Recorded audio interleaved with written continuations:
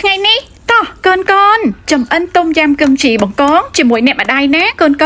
ចារំលែងគ្រឿងនឹងជាមួយនឹងត្រីម្ទេសរំលែងឲ្យវាឈ្ងុយរួចហើយដាក់ជាមួយដុំចាទុំយ៉ាំ2ដុំតូចទឹកស៊ុគី1ស្ព្រាបាយទឹកត្រីកន្លះស្ព្រាបាយប៊ីចេង1ចិបរួចហើយដាក់ជាមួយនឹងដុំស៊ុបខ្នុររសជាតិមាន់បន្តិចមកកូនចាបន្ទាប់មកស្ករត្នោតបន្តិចមកកូរវាឲ្យវាឈ្ងុយចាកូរវាឲ្យវាឈ្ងុយចូលគ្នាហើយយើងដាក់បង្កងហ្នឹងធ្វើវាឲ្យស្អាតណាកូនណាយកអាចវាចេញបន្ទាប់មកដាក់ជាមួយនឹងទឹកដោះគោឆៅចា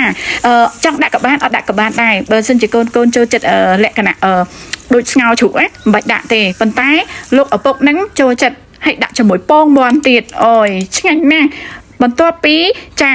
ដាក់គ្រឿងនឹងអស់ហើយកូនកុំភ្លេចជាមួយគឹមជីរួចហើយ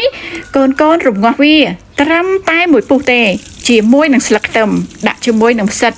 ឆ្ងាញ់កប់ចាកូនបើសិនជាកូនចង់រកគឹមជីដែលមានរសជាតិឆ្ងាញ់ណាឆាត់ចូលពេកវិញបុកហងអ្នកម្ដាយមានណាហេ